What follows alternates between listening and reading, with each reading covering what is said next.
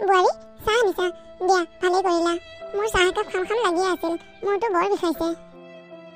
এয়া চাহ লওক বুৱাৰী বেয়া নোপোৱা যদি কাম এটা কৰিবা নেকি কি কাম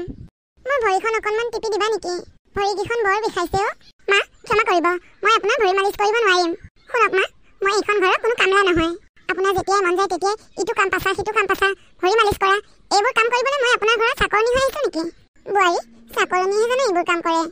এটা কথা শুনক মা মই গৌতমক ভাল পাওঁ সেইকাৰণেহে এইখন ঘৰলৈ বিয়া হৈ আহিছো মোৰ দেউতাই বহুত যৌতুকীয়া সম্পত্তিৰে মোক এইখন ঘৰলৈ বিয়া দিছে মোক খা সম্পত্তি নিদিয়াকৈ দেউতাই বিয়া দিয়া নাই নহয় যে আপোনাৰ ভৰি মালিচ কৰি থাকিম এটা কথা মনত ৰাখিব মা আজিয়ে যি মোক ভৰি মালিচ কৰিবলৈ ক'লে আৰু এদিন যদি কয় নহয় চাব কিন্তু মোৰ আচল ৰূপটো দেখি যাব নালাগে নালাগে বুৱাৰী তুমি মোক মালিচ কৰি দিব নালাগে মোৰ সৰু ল'ৰাটোকে সোনকালে বিয়া পাতি দিব লাগিব গৌতমে তোমাক ভাল পাই আনিছে সেইকাৰণে তুমি ঘৰৰ কাম কৰিবলৈ বেয়া পোৱা মই মোৰ সৰু ল'ৰাটোলৈ ছোৱালী মই নিজেই পচন্দ কৰি বিয়া পাতি আনি দিম তেতিয়া তাই মোৰ বহুত যতন ল'ব ইছ ল'ব দেখিম নহয় সময়ত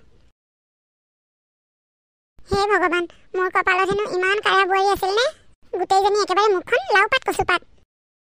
এনেকৈ এদিন বিমলাই সৰু পুতেকৰ বিয়াখনো বৰ ধুমধামেৰে পাতিলে আহকচোন বিয়াৰ পিছত সিহঁতৰ কি হ'ল আমি চাওঁ হেৰি ভৰি হাতবোৰ বৰ বিষাইছে নিবিষাবনে তোমাৰ ভৰি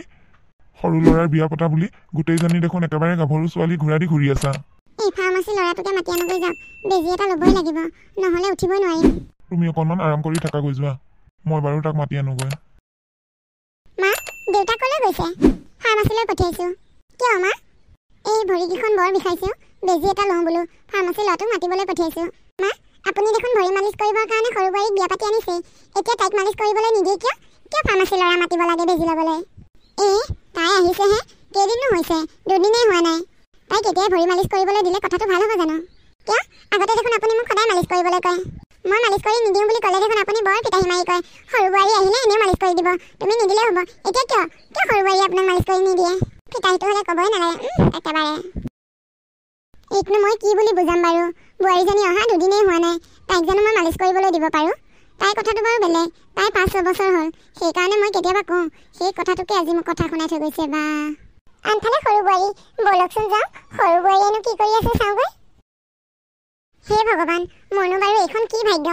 বিয়া হৈ অহা দুদিনেই হোৱা নাই গাৰ পৰা মাহ হালধি গোন্ধ যোৱাই নাই একেবাৰে পাকঘৰৰ পৰা দেখোন ওলাবই নোৱাৰা হ'লোঁ ৰুমি কি চিন্তা কৰি আছানো নাই বৌ একো চিন্তা কৰি থকা নাই মোক আদা দিয়া চাহ একাপ বনাই দিয়াচোন ৰুমি তোমালোকৰ বিয়াৰ পৰা মাতটো একেবাৰে বহি গৈছে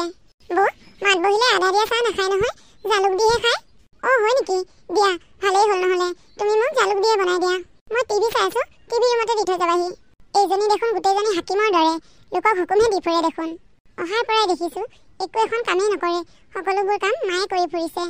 এতিয়া আকৌ তাই চাহকাপো মই বনাই দিবগৈ লাগে উপায় নাই আৰু বোৱাৰী অকল আমাকে ভাত দিলা যে তুমি আৰু ডাঙৰ বোৱাৰী ভাত নোখোৱা নেকি মা বৌয়ে হেনো এতিয়া ভাত নাখায় বৌ শুই আছে আৰু মই আপোনালোকে খোৱাৰ পিছতে খাম ৰান্ধনীয়ে আগতীয়াকৈ নাখায় নহয় মা আপোনালোকে খাওকচোন হেৰা দেখিছা ডাঙৰ বোৱাৰীৰ কাণ্ড সৰু বোৱাৰীজনীয়ে ইমান কষ্টকে ভাত পানী বনাই আছে তাইনো বাৰু শুই থাকিবগৈ লাগেনে এইকে যদি এখন দুখন কামত সহায় কৰি থাকিলে হয় নক'ব আৰু ডাঙৰ বোৱাৰীৰ কথা মোৰ যে এইজনী কথা শুনিবলৈ মন নোযোৱা হৈছে সন্ধিয়াই হ'ল ধূপ ধূনাখিনি জ্বলাই মই টিভি চাই বহি থাকিম আজি মই একদম ভাত নবনাওঁ ডাঙৰ বৌয়ে বনালেও বনাব নবনালেও নাই সৰু বোৱাৰী সন্ধিয়াই হ'ল মোক চাহ একাপ দিয়াচোন দেউতা মই ধূপ জ্বলাবলৈ যাব ওলাইছোঁ আপুনি বৌকে কওকচোন চাহ একাপ দিয়া কথা আৰু আজি ৰাতি ভাত বৌয়েহে বনাব মই নবনাওঁ নহয় কি হ'ল ৰুমি মই ভাত বনাম তুমি মোক ভাত বনাবলৈ দিবলৈ ক'ত সাহস পালা বৌ মই অহা দিনাখনৰ পৰা সদায় ভাত বনাই আছোঁ আপুনি আজি বনালেনো কি হয় মানে মই এইখন ঘৰলৈ বহুত সা সম্পত্তি লৈ বিয়া হৈ আহিছোঁ তুমি কি লৈ বিয়া হৈ আহিছা খালি মানুহজনী আহিছা এতিয়া ঘৰখনৰ মানুহৰ কাৰণে ভাতকেইটা বনাওঁতে তোমাৰ বৰ লেকচাৰ বৌ মইনো কি বেয়া কথাটো ক'লোঁ মই ধূপ জ্বলাবলৈ যাওঁ দেউতাই চাহ একাপ খাওঁ বুলি কোৱাৰ কাৰণেহে আপোনাক ক'বলৈ দিছিলোঁ আৰু এইকেইদিন মই সদায় ভাত বনাই আছোঁ আজি বোলো আপুনিয়ে বনাওক মোৰোতো কাৰোবাৰ হাতে খাবলৈ মন যায় মই নোৱাৰোঁ মই এইমাত্ৰ মাক চাহ বনাই দি থৈ আহিছোঁহে আকৌ মই পাকঘৰত সোমাবলৈ নোৱাৰোঁ বৌ মই দেখোন সদায় ভাত চাহ সকলোৰে বাবে টাইমে টাইমে বনাই থাকোঁ তেতিয়াতো মই নকওঁ এইমাত্ৰ আহিছোঁহে পাকঘৰৰ পৰা আকৌ যাবলৈ নোৱাৰোঁ কেতিয়াবা কৈছোঁ নেকি কাৰোবাক তুমি যেতিয়া সা সম্পত্তি লৈ বিয়া হৈ অহাই নাই সেইকাৰণে ঘৰৰ কাম তুমি কৰিবই লাগিব হ'ব বোৱাৰী মনে মনে থাকা নেলাগে মোক তোমালোকে চাহ বনাই দিবলৈ নালাগে মই নিজেই বনাই খাম হেৰি কি হৈছেনো ইহঁতকেইজনীক দেখোন বৰ টেকটেকা থকা শুনিছিলোঁ কি হ'ব আৰু তোমাৰ মৰমৰ বোৱাৰীহঁতে ভাত পানী বনোৱাক লৈ কাজিয়া কৰিছে আকৌ মই জানিছিলোঁৱে ঘৰখনত এনেকুৱা কিবা এটা হ'বই ভাল বোৱাৰীকেইজনী মোৰ কপালত লিখিলে আৰু দেই চাহ একাপ বনাব দিলোঁ বুজিছানে চাহ একাপ বনোৱা লুচাটোহে একেবাৰে দুইজনী আৰম্ভ কৰিয়ে পেলালে ৰ'ব আপোনাৰ কাৰণে চাহ একাপ মই কৰি আনো এই বোৱাৰীকেইজনী হাতেৰে চাহ খাম বুলি থাকিলে আপোনাৰ আজি চাহ খোৱা নহ'বই হেৰি আজি মেগীকে খাওক বুজিছে ভাবিছিলোঁ সিহঁত দুজনীৰ ভিতৰত কোনোবা এজনী আহি ভাত বনাবহি এজনী ৰুমৰ পৰা ওলাই নাহিলে আৰু আমাৰ ল'ৰাকেইটাকো দেখিছে ঘৈণীয়েকহঁতৰ কথা শুনি সিহঁতেও নুসুধিলে বা ভাত কিয় বনোৱা নাই সিহঁতেওতো এতিয়া নোখোৱাকেই শুই থাকিব ন এবাৰো মাক বাপেকহঁতৰ কথা নাভাবিলে বা মা দেউতাইনো কি খাব বুলি দিয়া হ'ব দিয়া মই বাৰু মেগীকে খাম তুমি কি খাবা তুমিও মেগীকে অকণমান নললা কিয় মই মেগী নাখাওঁ দিয়ক মই চাহকে একাপ খালোঁ মোৰ ঘৰখন শেষ আৰু বুজিছে তুমি একো চিন্তা নকৰিবা সকলোবোৰ আকৌ আগৰ দৰে হ'ব হাতৰ সাৰু দুপাতেই কাজিয়া কৰে আৰু এতিয়া বুলি কওঁতে ঘৰখনৰ দুজনী বোৱাৰী কিয় কাজিয়া নকৰিব দুদিনমান কিবা খং উঠি আছে থাকক তাৰপিছত নিজে নিজে ভাল হ'ব দেউতা মা আজিৰ পৰা আমি বেলেগে খাম মা আজিৰ পৰা আমিও বেলেগে খাম মোৰ তহঁতৰ কথাবোৰ শুনি বৰ ভাল লাগিল মোৰ চব হ'ল এই দিনটো দেখিবলৈ মোৰ বাকী আছিল হেৰা ৰবাচোন অকণমান মনে মনে থাকা দেউতা তুমি অনুমতি দিলেই হ'ল আমি বেলেগ হৈ খাম তহঁতে বাৰু বেলেগ হৈ খাবি মা আৰু মই কি কৰিম দেউতা তুমি যদি বেয়া নোপোৱা মোৰ লগত থাকিবা আৰু মা তুমি ভাইটিৰ লগতে থাকিবা তহঁতৰ আইনখন দেখোন বৰ ভাল হয় মায়েকে দেউতাৰকে বেলেগ বেলেগকে ৰাখিব বিচাৰিছ হেৰা একো নহয় দিয়া একেখন ঘৰতেই থাকিম মই বাৰু ডাঙৰ বাবাৰ লগতে থাকিম তুমি সৰু বাবাৰ লগতে থাকিবা দেউতা আজিৰ পৰা আমি এই পাৰ্টটোত থাকিম আৰু মা তোমালোকে আজিৰ পৰা ভাইটিৰ সৈতে সিটো পাৰ্টত থাকিবা মা তুমি মোৰ লগত সিটো পাৰ্টত থাকিবা আহা হেৰি আপুনি বাৰু এইটো কি সিদ্ধান্ত কৰিলে এই বুঢ়া বয়সত মই আপোনাক এৰি সিহঁতৰ লগত কেনেকৈ থাকোঁ আপোনাৰ আজিকালি ইমান ৰাতি ৰাতি কাহ আহি থাকে ঔষধ পাতি অকণমান দিবলৈ কোনে দিবনো সেইবোৰ তুমি চিন্তা কৰিব নালাগে দিয়া মই নিজেই লৈ খাম তথাপিও ঘৰখনৰ মানুহকেইটা সুখে শান্তিৰে ঘৰতেই থাকক তুমি যোৱা সিহঁতৰ লগত সিহঁতৰ পাৰ্টটোলৈ যোৱা হেৰা তুমি বাৰু এইটো কি কাম কৰিলা কোৱাচোন মাক কিয় আমাৰ ফালে ল'ব লাগে দেউতাকে ল'ব লাগিছিল দেউতাই পেঞ্চন পায় দেউতাৰ পেঞ্চনৰ টকাৰে আমি বহি বহি খাব পাৰিলোঁ হয় তুমিও ইমান কষ্ট কৰিবলগীয়া নহ'লে হয় মই মাক কিয় লৈছো জানা তুমি অকলে অকলে ঘৰৰ কাম কৰি থকা মা হ'লে দুজনী মাইকী মানুহে ঘৰৰ কামখিনি কৰিলে একো কষ্ট নোপোৱা সেইকাৰণে মই মাক লৈছো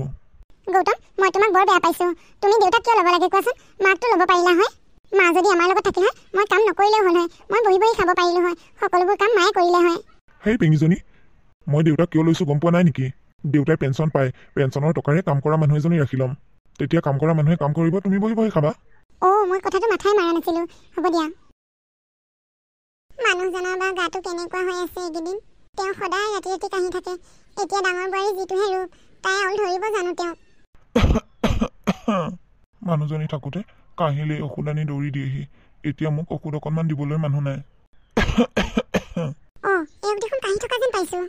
নাই বোৱাৰীহঁতে যিয়েই নকওক মই আজি তেওঁক এবাৰ খবৰলৈ আহিবগৈ লাগিব কাঁহৰ চিৰাপটো লৈ যাব লাগিব চিৰাপটো মোৰ লগতে আছে ইমান ৱালখনৰ গুৰিতে আহি মই কাহি আছোহি তেওঁনো বাৰু মোৰ কাহটো এবাৰো শুনা নাইনে হেৰি আপুনি ইমান কাহিছে যে বিমলা আপুনি তাৰমানে এইকেইদিন ঔষধ খোৱা নাই ন বিমলা মোকনো কোনে ঔষধ দিব সেইকাৰণে মই আগতীয়াকৈ কৈছিলোঁ যে আমি দুয়োটাই বেলেগ বেলেগকৈ নাথাকোঁ একেলগে থাকিম আপুনিহে সেইটো সিদ্ধান্ত ল'লে বিমলা এইকেইদিন মই ৰাতি ৰাতি শুবই পৰা নাই কাহটোৱে বৰ হেঁচা মাৰি মাৰি ধৰে হেৰি মই আপোনাৰ কাৰণে এইটো কাহৰ ঔষধ লৈ আহিছোঁ মা আপুনি ইয়ালৈ কিয় আহিছে বোৱাৰী দেউতাৰে বৰ কাহি থকা শুনিলোঁ এই কাহৰ চিৰাপটো দিবলৈ আহিলোঁ আমাৰ ঘৰত কাহৰ ঔষধ নাই নেকি সিহঁতৰ ঘৰৰ পৰা যে আপুনি কাহৰ ঔষধ লৈ আহিছে আমাৰ ঘৰলৈ বোৱাৰী এনেই হুলস্থুলখন নকৰিবাচোন মই নাখাওঁ দিয়া সেইটো কাহৰ ঔষধ মাৰ মাতটো দেখোন সিহঁতৰ ঘৰত শুনিছোঁ কাহৰ ঔষধৰ কথা কৈ আছে দেখোন মায়ে তাৰমানে আমাৰ ঘৰৰ পৰা কাহৰ ঔষধ নি তাত গিৰিয়েকক দিছেগৈ আজি বুঢ়ীক দি আছোঁ মা আপুনি কেনেকৈ সাহস পালে মোৰ ঘৰৰ পৰা কাহৰ ঔষধ আনি ইয়াত দিবলৈ বোৱাৰী দেউতাৰে বৰকৈ কাহি আছেও সেইকাৰণেহে কাহৰ ঔষধ অকণমান দিবলৈ আহিলোঁ ভালে কৰিছে যদি আপোনাৰ ইমানেই মৰম আছে ইহঁতৰ প্ৰতি আপুনি ইয়াতেই থাকক আজিৰ পৰা আমাৰ ঘৰত থাকিব নালাগে একদম নাহিব আমাৰ ঘৰলৈ আপোনালোকৰ বাবে আমাৰ ঘৰৰ দুৱাৰ বন্ধ